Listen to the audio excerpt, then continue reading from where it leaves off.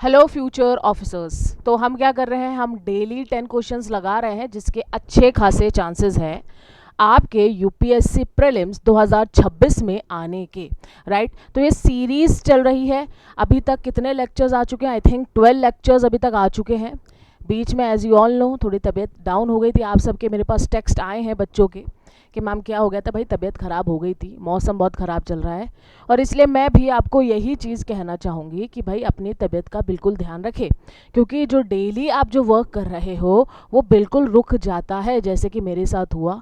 ठीक है, डेली जो मेरी क्लासेस चल रही है, ऑफलाइन चल रही है, ऑनलाइन चल रही है, वो सारे पे इतना ज़्यादा स्टॉप आ गया। आपकी खुद की जो ये सीरीज़ चल रही है यूट्यूब की, उस पर स्टॉप आ गया, मेंटोरिंग में स्टॉप आ गया। राइट, तो क्या होता है, अगर हम हेल्थ को बहुत ज़्यादा लाइटली लेते हैं ना, तो हेल्थ आपको दिखा देती है कि भाई तुम मेरे बगैर कुछ नहीं हो। राइट, इसलिए हेल्थ को कभी लाइटली मत लो। मैं भी बढ़िया सर्दी में कोल्ड कॉफ़ी पी रही थी, ठीक है, बढ़िया आराम से, कोई सर्दी पे ध्यान दिया नहीं, तो फिर ये हालत हो जाती है। इसलिए मैं आपको सारे स्टूडेंट्स को कहना चाहूँगी, प्लीज़ हेल्थ को बिल्कुल भी हल्के में नहीं लेने का है बॉस। ठीक है, बहुत ज़्यादा प्रायोरिटी होती है हेल्थ। तो चलो फटाफट से स्टार्ट करते हैं। आज है हमारा lecture number 13। Right, with a very positive note. ठीक है, तो पॉजिटिव नोट आज का ये है कि भाई UPSC is not about genius, it is about showing up daily when motivation is silent.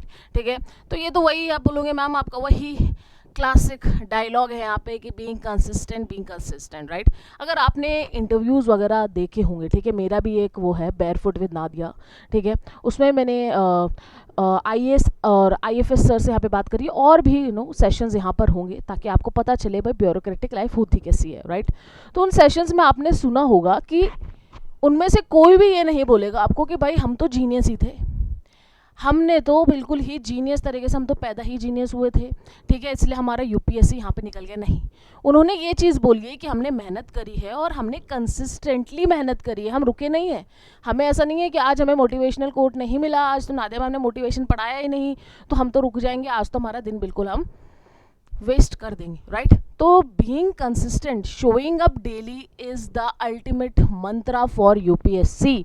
Right, इसलिए आपको डेली मोटिवेशन भी मैं साथ के साथ देती हूँ कि भाई क्लास देख लो तो चलो थोड़ा बहुत डोज भी हो जाए, लेकिन अगर मोटिवेशन नहीं है तो भी भाई एक डिसिप्लिन रखो लाइफ के अंदर। ठीक है, डेली शोइंग अप करना बहुत ज़्यादा ज़रूरी है अगर आपको सक्सेस चाहिए, चाहे यूपीएससी हो या आप चाहो, अगर आप किसी भी फील्ड में जाओगे ना, मान लो अगर आप बिजनेस फील्ड में भी जाते हो, ठीक है, आप अगर कॉर्पोरेट में भी जाते हो, किसी भी फील्ड के अंदर आप जाते हो और आप चाहते हो मुझे सक्सेस चाहिए, तो being consistent is the only thing जो आपको सक्सेस पे लेके जाने वाली है।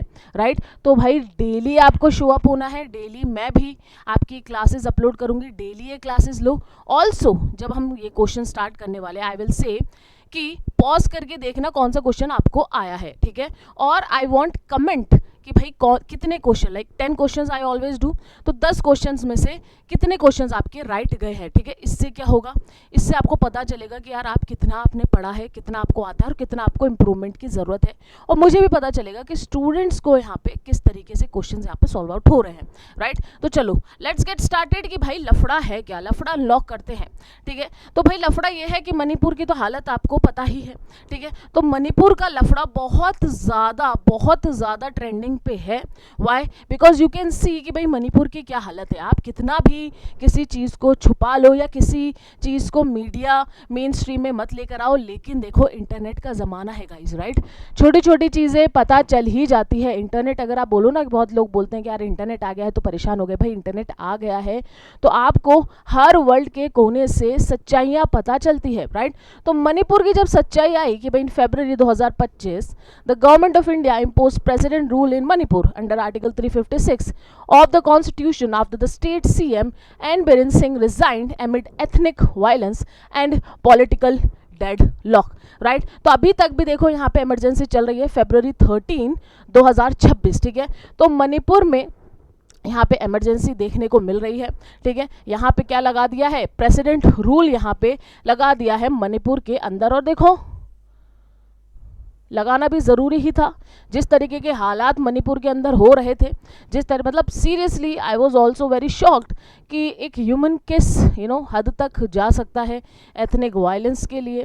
ठीक है भाई, अपनी पहचान को दिखाने का मतलब ये नहीं होता कि आप वायलेंस करें, ठीक है। Seriously I was एमिड shocked, beyond shocked कि जिस तरीके से वहाँ पे चीज़ें चल रही है। मैं तो अगर बोलती भी हूँ तो भी मेरे रोंगटे खड़े हो जाते हैं।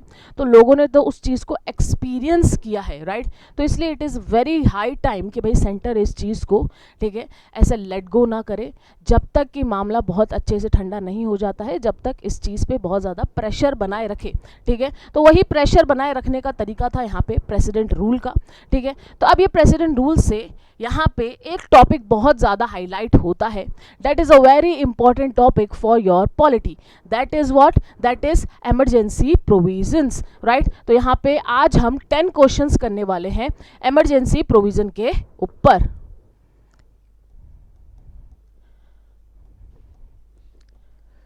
ये क्या हो गया है पेन को, इतना क्यों बल खा रहा है पेन, क्या हो गया है?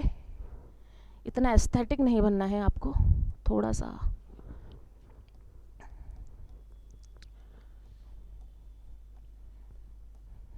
ठीक है, तो इमरजेंसी प्रोविजंस हम यहाँ पे करने वाले हैं, ठीक है। तो भाई ध्यान से क्वेश्चंस पढ़ो, आंसर्स दो, और फिर देखो कि इन 10 क्वेश्चंस में से आपको कितने क्वेश्चंस करेक्ट होते हैं। डू कमेंट, ठीक है। आई वांट टू सी कि स्टूडेंट्स को कितना आता है, कितना पढ़ा है, राइट। तो प्रेसिडेंट रूल यहाँ पे चल ही रहा है, अच्छा खासा हाईलाइटेड है। तो आपको क्या लगता है इमरजेंसी प्रोविजंस के क्वेश्चन छोड़ देगा क्या यूपीएससी? नहीं छोड़ेगा गाइज, ठीक है। तो अगर नहीं छोड़ेगा तो आप पकड़ लो इसको, इमरजेंसी प्रोविजन को, और फटाफट पढ़ लो। Let's move to question number 1। सबसे पहले फटाफट से, ठीक है। Consider the following statement regarding national emergency under Article 352, ठीक है। तो आर्टिकल 352 की यहाँ पे बात करते हैं नेशनल इमरजेंसी की, ठीक है। अगर आर्टिकल 352 की बात करो तो देखो नेशनल इमरजेंसी को, मतलब मैं आपको समझाती हूँ, थोड़ा बहुत आपको मैं समझाना चाहती हूँ हल्का फुल्का, ठीक है। आपने पढ़ लिया होगा, कुछ भी करा होगा, लेकिन as being a faculty, as being a teacher of yours, मैं चाहती हूँ आपको एक छोटी सी माइन्यूट चीज़ें बताऊँ, ठीक है। नेशनल इमरजेंसी में ये चीज़ ध्यान रखना कि नेशनल इमरजेंसी में 3 चीज़ों से नेशनल इमरजेंसी हो सकती है, ठीक है। इस बात को ध्यान रखना, ठीक है। पहली चीज़ क्या है? वॉर। क्या है सरकार? वॉर, ठीक है। सेकंड क्या है? External aggression. एक तो ये बहुत ही छोटा पड़ जाता है, ठीक है। और तीसरी चीज अगर मैं बोलूं तो उसको बोलते हैं आर्म्ड रिबेल, ठीक है।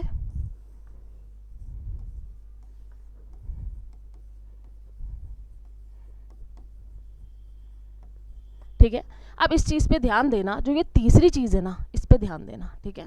दूसरा कलर यूज करेंगे हम।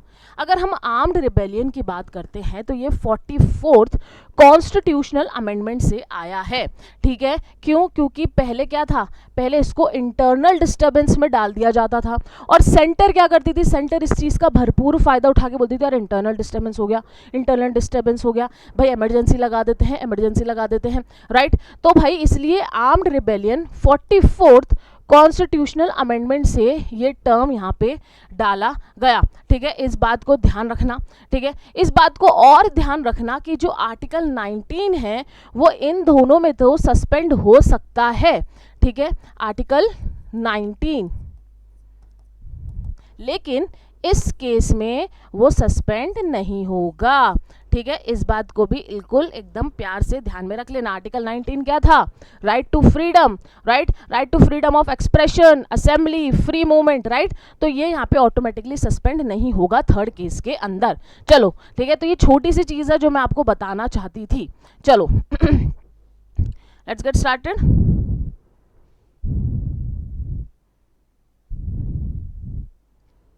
ठीक है, it can be proclaimed in anticipation of war और एक्सटर्नल एग्रेशन। तो वॉर और external aggression, yes this is absolutely correct. Suspension of fundamental rights under article 19 is automatic in all cases of national emergency, right. अब जो ये second point है इसको ध्यान से देखो, अभी मैंने आपको यही समझाया है पॉइंट, कि सेकेंड पॉइंट में क्या लिखा हुआ है कि आर्टिकल 19 सस्पेंड हो जाएगा automatically in all the cases of national emergency. अब केस कितने थे? 3 थे। मैंने ये वाले केस के लिए बोला है कि यहाँ पे नहीं होगा, होगा, ना ही 2021 होगा, ना ही यहाँ पे आर्टिकल 19 सस्पेंड होने वाला है। तो not all cases, only these 2 cases. तो भाई सेकंड ऑप्शन आपका यहाँ पे गलत हो जाता है, तो सेकंड यहाँ पे हटा देंगे, फर्स्ट सही है तो ये थर्ड भी यहाँ पे हटा देंगे। Third, article 20 and 21 remain enforceable even during national emergency. Yes, this is absolutely correct. और ये चीज़ भी कहाँ से आया था, आर्टिकल 20 और 21 सस्पेंड नहीं होंगे, ये भी 44th कॉन्स्टिट्यूशनल अमेंडमेंट से आया था। इस बात को भी आप बिल्कुल ध्यान रख लेना, राइट, क्योंकि भाई बहुत ज़्यादा सेंटर का प्रेशर देखने को मिला था। सेंटर बार बार करती थी भाई इमरजेंसी लगा दो, इमरजेंसी लगा दो, तो उनको मज़े आते थे, राइट। इसलिए 44th कॉन्स्टिट्यूशनल अमेंडमेंट एक्ट ने उनको यहाँ पे रोका कि भाई थोड़ा थम जाओ, ठीक है, हर टाइम इस तरीके से जल्दबाजी में आप इमरजेंसी डिक्लेयर नहीं कर सकते, ये चीज़ें होंगी, राइट। तो चलो आंसर इसका यहाँ पे फिर क्या होने वाला है, आंसर यहाँ पे इसका होने वाला है, दोनों में ही 1 और 3 है, ठीक है। तो ये ऑप्शंस में इनकरेक्ट कैसे हो रहा है, चलो कोई नहीं, अपन डी यहाँ पे आंसर करेक्ट कर देते हैं, ठीक है। और करेक्शन कर लेना, पीपीटी के अंदर कुछ ना कुछ यहाँ पे क्या होता है, इनकरेक्ट हो जाता है। ये देख लीजिए, 1 is correct, second is incorrect, article 19 is automatically suspend only when emergencies on ground of war and external aggression not necessary for armed rebellion, ठीक है। तो यही चीज़ मैंने आपको बताई थी, ये वाला पॉइंट बिल्कुल एकदम ध्यान में दिमाग में रख लीजिए। आई होप आपको समझ में आया होगा। चलो फटाफट से क्वेश्चन नंबर 2 पे आते हैं, ठीक है। विच of the following actions can not be done by parliament during president rule in state, ठीक है। तो भाई कौन से एक्शंस यहाँ पे नहीं कर सकती है parliament in president rule, which of the following action can not be, ठीक है। प्लीज़ वर्ड्स पे ध्यान दिया करो। आई नो कि बहुत ज़्यादा जल्दी होगी जब आप प्रीलिम्स के पेपर लिखोगे, ठीक है, बहुत ज़्यादा बेचैनी से हो जाती है, ठीक है। आप बैठते हो, आप माहौल देखते हो, बहुत ज़्यादा बेचैनी हो जाती है, लेकिन प्लीज़ वो वर्ड्स पे कॉन्सेंट्रेट करना, क्योंकि इतना लेंदी पेपर होने लग गया है आजकल। तो यूपीएससी क्या कर रही है, शॉर्ट क्वेश्चंस दे ही नहीं रही है, ऐसे लेंदी क्वेश्चंस पकड़ा रही है ना, बाय गॉड, ठीक है। तो बहुत ज़्यादा आप क्या करते हो, मिस आउट कर देते हो बहुत ही बेसिक चीज़ों को। तो ये ध्यान रखना, कैन नॉट पूछा है यहाँ पे, ठीक है। अभी आपको लग रहा है अरे मैम दिख रहा है, नहीं, जब पेपर आएगा ना नहीं दिखेगा बॉस, मुझे पता है ना।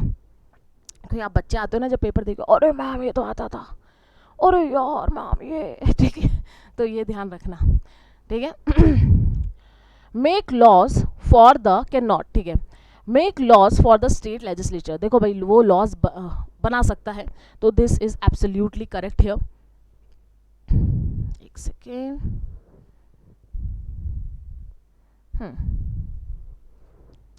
डिसॉल्व और suspend the state legislative assembly, ठीक है। तो वो डिसॉल्व भी कर सकता है और सस्पेंड भी कर सकता है, this is absolutely correct here. Remove the governor, अब देखो प्रेसिडेंट रूल में मतलब कॉमन सेंस की बात है, चलो सी को छोड़ते हैं, बट डी में आओ। Extend the period of president rule beyond 6 months, अब देखो प्रेसिडेंट रूल बियॉन्ड 6 मंथ हो सकता है, हाँ भाई हो सकता है, ठीक है। और मैक्सिमम कितना जा सकता है बताइए,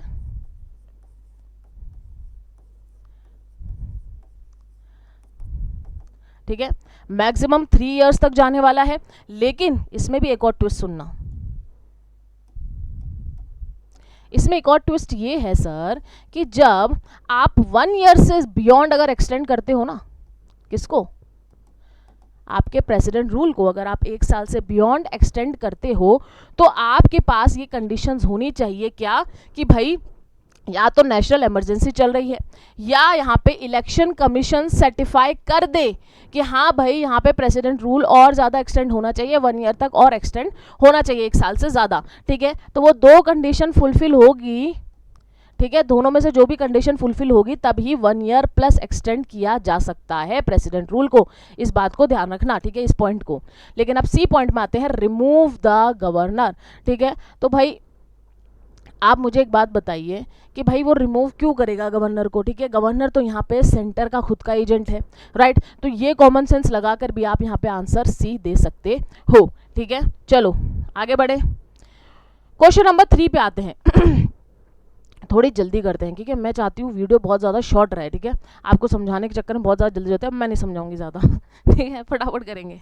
question number 3, with reference to financial emergency under article 360 which of the following is are true, ठीक है। तो फाइनेंशियल इमरजेंसी की यहाँ पे बात हो रही है। It can be declare if financial stability is threaten in any part of the country. Obviously बात, यही तो यहाँ पे इसका मकसद है, ठीक है। जैसे कि आपका मकसद है वही फाइनेंशियल इमरजेंसी का ये मकसद है, तो अगर फर्स्ट यहाँ पे सही है तो सेकंड को हम यहाँ पे हटा देंगे। भाई एलिमिनेट करते चलना, अगर एलिमिनेशन आ रहा है तो एलिमिनेट करो, ठीक है। Parliament, okay, parliament approval is required within 1 month of proclamation। अब देखो इस बात को ध्यान रखना, मंथ, ठीक है, फिर समझाती हूँ, फिर लेंथी हो जाएगी, फिर मत बोलना मैम आप तो बहुत ज़्यादा लेंथी कर देते हो, ठीक है। अब देखो अप्रूवल की अगर हम बात करें ना, पार्लियामेंट्री अप्रूवल की, तो देखो 3 तरीके की इमरजेंसी आपको पता ही है, ठीक है। 3 तरीके की इमरजेंसी में बस इतना ध्यान रखना कि नेशनल इमरजेंसी में चाहिए होता है क्या, 1 मंथ का अप्रूवल, ठीक है। तो अगर अप्रूवल की बात करें तो नेशनल इमरजेंसी है ना, समझा ही देती हूँ, फिर मुझे चैन नहीं आएगा, ठीक है। तो नेशनल इमरजेंसी में क्या हो रहा है, 1 मंथ का अप्रूवल लग रहा है, इसको ध्यान रखना। बाकी की जो ये दोनों इमरजेंसी बची है, ठीक है, प्रेसिडेंट रूल की बात कर लो या आप यहाँ पे फाइनेंशियल इमरजेंसी की बात कर लो, इन दोनों में लगेगा 2 मंथ्स, ठीक है। ये चीज दिमाग में रख लेना, रट लेना, ठीक है। तो यहाँ पे क्या है, 1 मंथ लगेगा, नहीं भाई, यहाँ पे लगने वाले हैं 2 मंथ्स। तो सेकंड ऑप्शन आपका यहाँ पे इनकरेक्ट होने वाला है, ठीक है। चलो भाई, अब यहाँ पे जिद्दोजहद है ए और सी के बीच में। Okay, once approved it continue indefinitely under revoked. और यही तो होता है भाई, जो हमारा फाइनेंशियल इमरजेंसी है उसमें सीन ही यही है कि भाई एक बार अप्रूव हो गई तो रिवोक होगी नहीं, इसलिए आज तक हुई नहीं, ठीक है। फाइनेंशियल इमरजेंसी क्यों, क्योंकि भाई कटेंगे किसके पैसे, मिनिस्टर्स वगैरह के ही कटेंगे, ठीक है। तो वो क्यों अपने यहाँ पे तनख्वाह कटवाना चाहेंगे, इसलिए फाइनेंशियल इमरजेंसी हुई नहीं, ठीक है। अब देखते हैं आगे जाके होती है कि नहीं होती है, पर अभी तक तो नहीं हुई है, इसलिए आंसर यहाँ पे आपका क्या होने वाला है, ए होने वाला है, ठीक है। इस चीज़ को ध्यान रखना। चलो question number 4, consider the following provision, ठीक है। अ proclamation under article 352,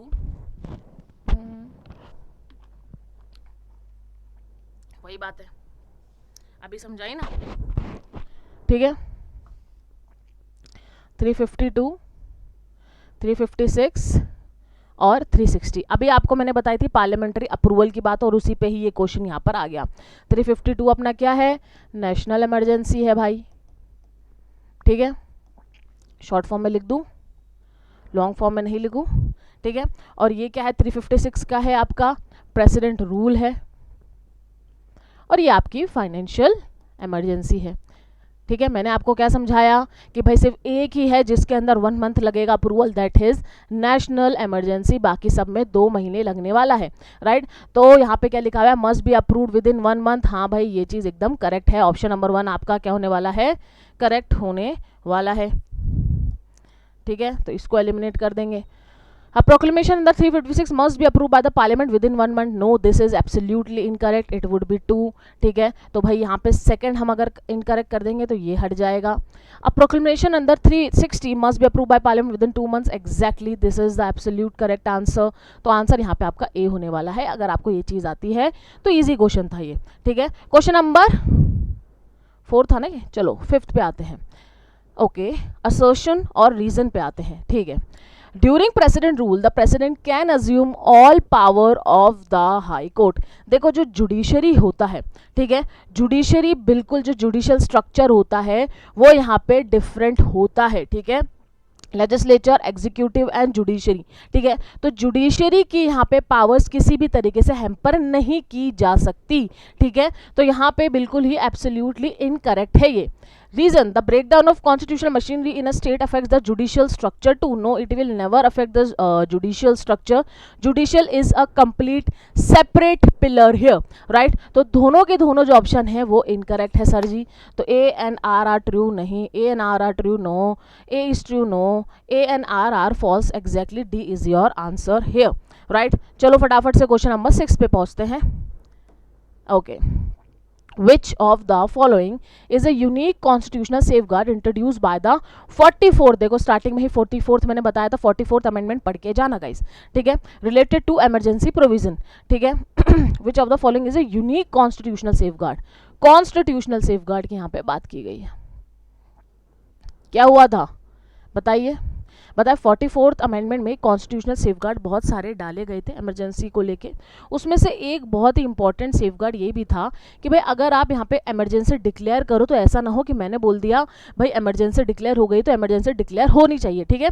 there needs to be a return advice as well, ठीक है। तो ये भी 44th अमेंडमेंट से डाला गया था, राइट। तो चलो 44th अमेंडमेंट में देखते हैं और क्या था। Abolition of article 356 never, requirement of return advice, exactly return advice from the union cabinet before national emergency, ठीक है। अभी रिटर्न एडवाइस क्या है, देखो सिंपल सी बात है, सिंपल सी बात है। आपके दोस्त ने आपको बोल दिया सिर्फ चलते चलते कि हाँ भाई ऐसा करना, आज तो मेरा केक खाने का बड़ा मन है तो तू शाम को केक लेते हुए आना, ठीक है। अब केक है चीज़ केक, भाई महंगा है, ठीक है, 500-1000 तक का आपको बढ़िया चीज़ केक पड़ गया। अब आप लाते हो ठीक है यार दोस्त ने बोला है और कर लेंगे कॉन्ट्री, जब दोस्त ने बोला है तो अपन भी खा लेंगे वो भी खा लेगा। अब आप घर पहुंचते हो, ठीक है, आपके दोस्त के यहाँ पे पहुंचते हो और दोस्त बोलता है मैंने कब बोला भाई, मैं तो इसके लिए रिस्पॉन्सिबल ही नहीं हूँ, ठीक है, आपके तो पैसे डूब गए ना, राइट। तो वैसे ही यहाँ पे उसी तरीके से ये सोच लो कि भाई रिटर्न एडवाइस का मतलब यही है कि भाई अगर मान लो आपके दोस्त ने आपको रिटर्न में दिया होता है कि हाँ भाई मुझे तो केक खाना है, अब आप उसको रिटर्न पर्चा दिखा सकते हैं ना, देखो भाई आपके वजह से ही लेकर आया हूँ, राइट। तो यहाँ पे भी पर्चा दिखाना किसको, यूनियन कैबिनेट को, कि हाँ भाई आपके वजह से ही मैंने इमरजेंसी यहाँ पे डिक्लेयर करी है, आप मेरे पे मत डाल देना पूरी बात, ठीक है। तो इसलिए यहाँ पे रिटर्न एडवाइस रखी गई थी and this was constitutional safeguard here, कि भाई ऐसे ही बोलते बोलते इमरजेंसी डिक्लेयर ना हो जैसे कि पहले हो रही थी before 44th constitutional amendment act, ठीक है। चलो next, the operation of which of the following right is affected only by a national emergency, ठीक है। तो देखते हैं, right to free education never, right to property भी नहीं, राइट टू मूवमेंट एग्जैक्टली, ठीक है, आर्टिकल 19, सिंपल क्वेश्चन। चलो आगे बढ़े क्वेश्चन नंबर 8 पे, आगे बढ़ते चलो, ठीक है, बिल्कुल रुकना नहीं है, बिल्कुल नहीं रुकना भाई, ठीक है, मेरे लिए भी मत रुको, आगे चलो। In which of the following situation can national emergency be restricted to a part of India, okay, restricted in a part of India only when external aggression is imminent, okay, following can national emergency be restricted to any part of India। अब देखो इसमें जो restriction की बात करें तो जो भी ग्राउंड्स मेंशन होंगे कॉन्स्टिट्यूशन आर्टिकल्स के अंदर वहीं पे रिस्ट्रिक्शंस होने वाले हैं, ठीक है, अपने मर्जी से रिस्ट्रिक्शंस नहीं लगा सकता पार्लियामेंट, ठीक है। तो only one external aggression is imminent, देखो ये वाला जो ऑप्शन है वो यहाँ पे होगा नहीं, क्योंकि जो मेंशंस होंगे ग्राउंड उसी पे ही होगा, ठीक है। ओनली ड्यूरिंग वॉर ये भी हम नहीं ले सकते, क्योंकि मैंने क्या बोला, जो ग्राउंड मेंशन होंगे यहाँ पे आर्टिकल्स के अंदर वही होने वाला है। Any ground mention under article 352, yes, तो यहाँ पे जो भी ग्राउंड्स मेंशन होंगे उसके एक्स्ट्रा यहाँ पे कुछ भी नहीं हो सकता, जो ग्राउंड मेंशन है उसी से ही हम यहाँ पे ऐसे सिचुएशन को रिस्ट्रिक्ट कर सकते हैं। तो आंसर यहाँ पे 8th का सी होने वाला है, ठीक है। चलो फटाफट से क्वेश्चन नंबर 9th पे पहुँचते हैं। Consider the following statement. Which of the following given statement is are correct? Okay. The state assembly need not to be dissolved during president rule, ठीक है। अब यहाँ पे डिसॉल्व की बात करें तो भाई यहाँ पे दो ऑप्शन होते हैं, सस्पेंड और डिसॉल्व, ठीक है, दोनों यहाँ पे अप्लाई हो सकते हैं, ठीक है। तो first option is correct, need not be, ठीक है, यहाँ पे सस्पेंड भी हो सकती है। Laws pass by parliament under article 356 will automatically cease 6 months after the revocation of president rule, ठीक है।